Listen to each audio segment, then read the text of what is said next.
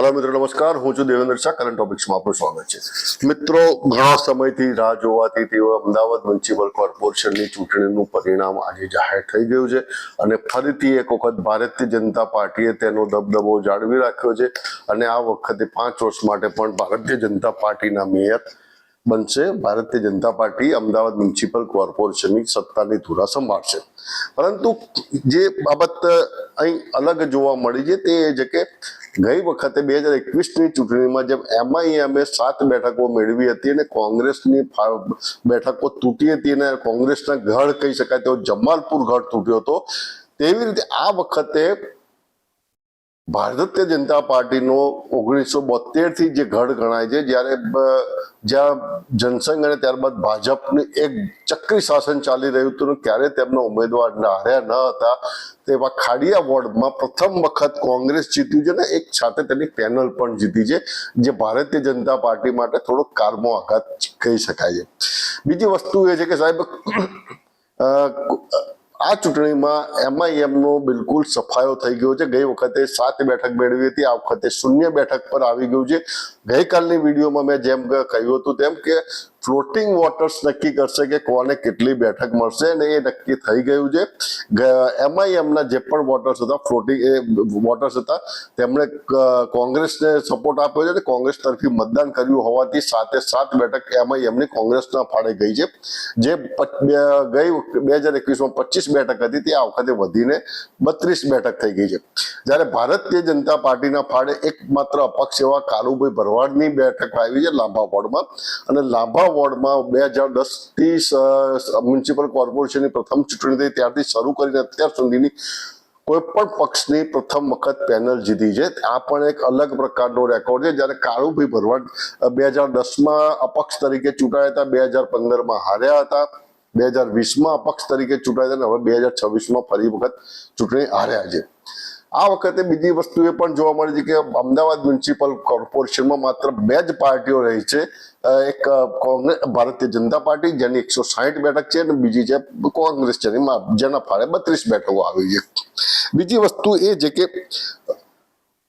Bharatiya Janata party કાયમ જે strategy અપનાવે છે તેવી સ્ટ્રેટેજી આ વખતે ખાડિયામાં કોંગ્રેસે અપનાવી હતી અને તેના કારણે તેને સફળતા મળી છે તેમ માનવામાં આવી રહ્યું છે। ભારતીય જનતા પાર્ટીની જેમ જ આ વખતે કોંગ્રેસે પણ સાયલેન્ટલી તેના ઉમેદવાર ઉભા રાખ્યા હતા અને જેના કારણે થઈને પેનલ જે હારી છે, જેમાં સૌથી વધારે દુઃખદ બાબત એ છે કે પંકજ ભટ્ટ જેવા કાર્યનિષ્ઠ અને પ્રમાણિક ઉમેદવાર માત્ર 500 વોટના મતથી હાર્યા છે, જેની સામે શ્રેષ્ઠ ખાડિયાના અપક્ષ ઉમેદવાર મનીષભાઈ બ્રહ્મભટ્ટ 1199 વોટ લઈ ગયા છે। એટલે સમજી શકાય એમ છે કે આ પેનલ કેમ હારી અને કેવી રીતે હારી, ખાડિયાની પેનલ કેમ હારી છે તેનું એક ખૂબ જ ઊંડાણપૂર્વક વિશ્લેષણ કરવામાં આવશે અને તે અંગે આવતીકાલે ટૂંક સમયમાં એક નવી વિડીયો બનાવીને હું અપલોડ કરીશ। બીજી વસ્તુ એ છે કે ગોમતીપુરમાં 5 ટર્મના કોર્પોરેટર ઇકબાલ શેખ કે જેમણે આ વખતે એમઆઈએમમાંથી તેમની પોતાની ઉમેદવારી નોંધાવી હતી તે પણ ચૂંટણી હારી ગયા છે અને 2000માં જેઓ તેઓ અપક્ષ તરીકે ઉભા હતા, જ્યારે હવે જે ઇકબાલ શેખ આ વખતે એમઆઈએમમાંથી ઉભા રહ્યા હતા અને તેમની પેનલ સાથે હારી ગયા છે અને ત્યાં કોંગ્રેસ પક્ષે પોતાની પેનલ જાળવી રાખી। તેવી જ રીતે દરિયાપુર વોર્ડમાં પણ નીરવ બક્ષીએ અને તેમના સાથી કોર્પોરેટરે પેનલ જાળવી રાખી છે। અત્રે એ યાદ રાખવું કે દરિયાપુરમાં અનામતના સમીકરણ બદલાતા માધુરી કલાપીની ટિકિટ કપાઈ હતી, તેની કે મોનાબેન પ્રજાપતિને ટિકિટ આપી છે। માધુરી કલાપીના પતિ ધ્રુવ કલાપીને ખાડિયામાંથી ટિકિટ આપી હતી ને તેઓ પણ ચૂંટણી જીતી ગયા છે। જ્યારે કોંગ્રેસ પાર્ટીએ 2021ની ચૂંટણીમાં પોતાનો જે કહી શકાય ગઢ કહી શકાય તેવો જમાલપુર વોર્ડ ગુમાવ્યો હતો। આ જમાલપુર વોર્ડ તેણે પરત મેળવ્યો છે અને ફરીથી તેના 4 ઉમેદવારો ભારે બહુમતીથી જીતી ગયા છે। ગઈ વખતે જે એમઆઈએમના 4 કોર્પોરેટર હતા તે પૈકી રફીક શેખને ટિકિટ ના મળતા તેઓ અપક્ષ લડેતા, તેઓ હારી ગયા છે। અફસાના બાનુ ચિશ્તી એમઆઈએમમાંથી લડેતા તેઓ પણ હારી ગયા છે। બીનાબેન પરમારને ટિકિટ આપી ન હતી। જ્યારે મુસ્તાક ખાદીવાલા કોંગ્રેસમાંથી દાવેદારી નોંધાવી હતી, કોંગ્રેસમાં ઉભા રહ્યા હતા અને તેઓ જીતી ગયા છે. તેવી જ પરિસ્થિતિ મક્તમપુરા વોર્ડમાં પણ જોવા મળી છે. મક્તમપુરામાં કોંગ્રેસના ફાળે 4 બેઠકો આવી છે. ગઈ વખતે કોંગ્રેસની માત્ર 1 બેઠક હતી અને 3 બેઠક MIM-ના ફાળે હતી. જે પૈકી જૈનબ બીબી શેખ આ વખતે MIM-માંથી લડ્યા હતા અને તેમને પેનલ હારી ગઈ છે. જ્યારે બીજા જે સુહાણાબેન મંસૂરી છે તેઓ આપમાંથી લડ્યા હતા, તેઓ પણ હારી ગયા છે અને ફરી એક વખત ત્યાં આગળ 4 બેઠકો કોંગ્રેસના ફાળે ગઈ છે. જ્યારે પશ્ચિમના પટ્ટામાં જુઓ તો ત્યાં તો ભારતીય જનતા પાર્ટીનું એક ચક્રી શાસન જે ચાલી રહ્યું છે તે ચાલી રહ્યું છે. ત્યાં ભારતીય જનતા પાર્ટીના અશ્વને રોકવાની કોઈનામાં હજી હિંમત હોય તેવી લાગતી નથી. આ 17-18 વોર્ડમાં કોંગ્રેસ ક્યારે કેટલી બેઠક મેળવશે તે કોંગ્રેસ વાળા કહી શકે તેમ જ નથી, કારણ કે અહીં કોંગ્રેસનો કોઈ કાર્યકર નથી, કોઈ 24 કલાક કામ કરે છે કે તેવા કોઈ નેતા નથી. અને ફરીથી અહીંયા તમામ વોર્ડમાં એક ચક્રી શાસન ભારતીય જનતા પાર્ટીનું ચાલ્યું છે. ને ધુરંધરો કહી શકાય તેવા દેવાંગભાઈ દાણી, હિતેશભાઈ બારોટ, જૈનિકભાઈ વકીલ સહિત તમામ મોટા માથા જીતી ગયા છે. રાકેશ પરીખને પરત બોલાવતા તેઓ પણ સરદાર પટેલ સ્ટેડિયમમાંથી જીતી ગયા છે. ધરમસિંહ દેસાઈ બોડકદેવ વોર્ડમાંથી દેવાંગભાઈ દાણીની સાથે ચૂંટણી જીત્યા છે. મતલબ કે જે ફ્લોટિંગ વોટર્સનો મેક્સિમમ ફાયદો કોંગ્રેસ પાર્ટીને થયો છે અને તે મુજબ કોંગ્રેસ પાર્ટીની સીધી 7 બેઠક વધી છે અને ભારતીય જનતા પાર્ટીના ફાળે માત્ર 1 જ બેઠક આવી છે. બીજી વસ્તુ એ છે કે કોંગ્રેસ પાર્ટીએ જે અગત્યનો કહેવાય મુદ્દો જેની સમગ્ર ભારતમાં ચર્ચા થતી હતી તેઓ હાટકેશ્વર બ્રિજનો ઇસ્યુનો લાભ લેવાનું ચૂકી ગઈ છે અને તેના કારણે તેને અમરાઈવાડીના તેના એકમાત્ર કોર્પોરેટર જગદીશભાઈ રાઠોડ હારી ગયા છે. જો આ ઇસ્યુને ભારતીય જનતા પાર્ટીએ વ્યવસ્થિત રીતે હાઇલાઇટ કર્યો હોત તો કદાચ 1ની 2 બેઠક થાત કે એન્ટી ઇન્કમ્બન્સીમાં 4 બેઠક તે મેળવી શકે તેમ હતી, પરંતુ અહીં કોંગ્રેસ પાર્ટી ગોથું ખાઈ ગઈ છે. કોંગ્રેસ પાર્ટીના જ અન્ય એક સિનિયર કોર્પોરેટર પૂર્વ કોર્પોરેટર રાજેશ્રીબેન કેસરી 2 ટર્મ ચૂંટણી જીત્યા હતા, આ વખતે તેઓ હારી ગયા છે. ચાંદખેડામાં ભારતીય જનતા પાર્ટી માટે એન્ટી ઇન્કમ્બન્સી ઘણા માનવામાં આવતી હતી, તેમ છતાં 4 ઉમેદવારો ભારે બહુમતીથી જીતી ગયા છે. કુબેરનગરમાં જે ગઈ વખતે 3 કોંગ્રેસના ફાળે હતી અને 1 ભાજપના ફાળે હતી, એની જગ્યાએ 2 બેઠક થઈ ગઈ છે, પરંતુ ત્યાં સિટિંગ કોર્પોરેટર નિકુલસિંહ તોમર હારી ગયા છે. તેવી જ રીતે બાપુનગરમાં પણ જયમીન શર્મા કોંગ્રેસના જીત્યા છે ને અહીં બાપુનગરમાં કોંગ્રેસ પાર્ટીએ ખાતું ખોલાવ્યું છે. બાપુનગરમાં પ્રકાશ ગુર્જરની ટિકિટ કાપવાના ફરજ સ્થાનિક ધારાસભ્યએ ભોગવી લીધા હોવાની ચર્ચા ચાલી રહી છે. તેવી જ રીતે સરસપુર રખિયાલમાં પણ 1 બેઠક ગુમાવી છે. મતલબ કે બાપુનગર વિધાનસભા નબળી પડી ગઈ છે તેમ માનવામાં આવે છે. લાંભામાં મેં અગાઉ કહ્યું તેમ કે ગઈકાલે પણ ગયું હતું કે તેમ અસ્મિતાબેન ચાવડાને ઘનશ્યામસિંહ ટક્કર આપશે અને તેમણે છેક સુધી ટક્કર આપી હતી, પરંતુ કમનસીબે તેઓ જીતી શક્યા નથી. કાળુ ભરવાડ જે છે હારી ગયા છે.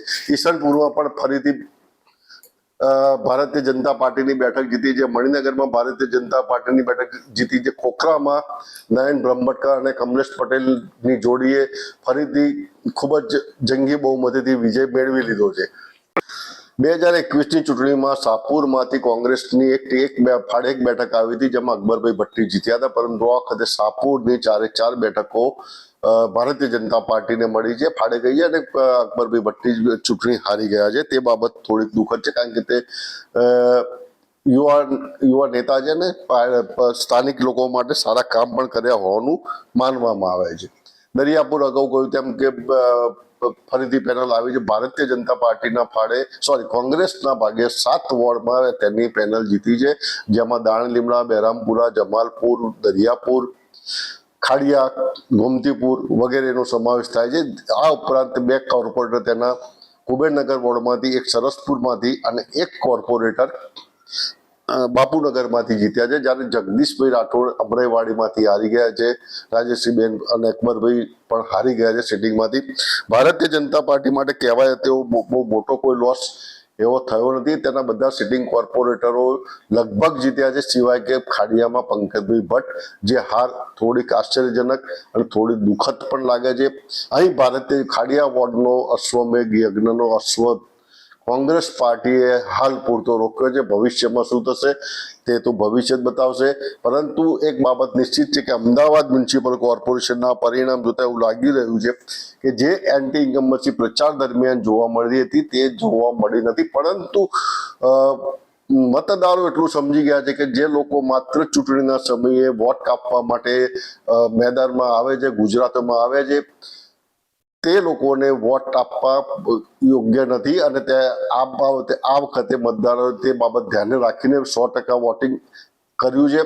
અને તેનો લાભ કોંગ્રેસ પાર્ટીને મળ્યો છે, કારણ કે વોટ કપાયા નથી કોંગ્રેસ પાર્ટીના, જેના કારણે કોંગ્રેસે તેના પારંપરિક વોટ બેંક અને પારંપરિક વોટ જાળવી રાખ્યા છે. ભારતીય જનતા પાર્ટી માટે કોઈ મોટો લાભ અમદાવાદમાં નથી, પરંતુ રાજ્યની 15 મહાનગરપાલિકાઓની ગણતરી કરીએ તો ભારતીય જનતા પાર્ટીનો અશ્વમેઘ યજ્ઞ નો અશ્વ ક્યાંય રોકાયો નથી. 15 પર તેણે કબજો કર્યો છે. અને હાલત એ છે કે સુરતમાં તો વિપક્ષી નેતા બની શકે તેવી પણ પોઝિશન નથી. અને જો તમે મહાનગરોની વાત કરો તો રાજકોટમાં કોંગ્રેસના ફાળે માત્ર 7 બેઠક છે. એટલે મતલબ કે વિપક્ષને 7 જ બેઠક મળી છે. વડોદરામાં કદાચ 6 બેઠક છે. સુરતમાં એક કોંગ્રેસને 1 અને આમ આદમી પાર્ટીને 4 બેઠક મળી છે. આમ આદમી પાર્ટીને ગઈ ટર્મમાં 27 બેઠક મળી હતી. અને જે વિસાવદરની પેટા ચૂંટણી બાદ જે વિસાવદરવાળીની જે કથાઓ વાર્તાઓ ચાલતી હતી તે પૂર્ણ થઈ ગયું તેમ માનવામાં આવે છે, કારણ કે જે આ પાર્ટી પાસે સંગઠનનો અભાવ છે, માત્ર નેતાઓ છે. બીજી એક વસ્તુ અહીં એક બાબત ધ્યાનમાં રાખવાની જરૂર છે તમામ પાર્ટીઓએ, ભાજપ સિવાયની, કે ચૂંટણી જમીન પર ઉતરીને લડાય છે. ચૂંટણી સોશિયલ મીડિયા પર લડાતી નથી, ચૂંટણી મોબાઈલ પર લડાતી નથી. માત્ર મોબાઈલ પર ચૂંટણી લડવાથી જીતી શકાતું નથી. આ બાબત દરેક રાજકીય પક્ષો ધ્યાનમાં રાખવાની જરૂર છે. ભારતીય જનતા પાર્ટી ને એટલા માટે નથી કે તેના કાર્યકરો સતત મહેનત કરતા હોય છે, જમીન પર ઉતરે છે, પ્રજા સુધી પહોંચે છે. આમ આદમી પાર્ટી એવી છે કે તેની પાસે ગુજરાતમાં કોઈ સંગઠન મોટું નથી, માત્ર નેતાઓ છે. તેવી જ પરિસ્થિતિ MIMની છે અને તેના ફળ તેમણે આ ચૂંટણીમાં મળી ગયા છે. આશા છે આ વિડીયો આપને પસંદ આવી હશે. આપનો અભિપ્રાય જરૂર જણાવશો. જય ભારત, જય હિન્દ, જય જય ગરવી ગુજરાત.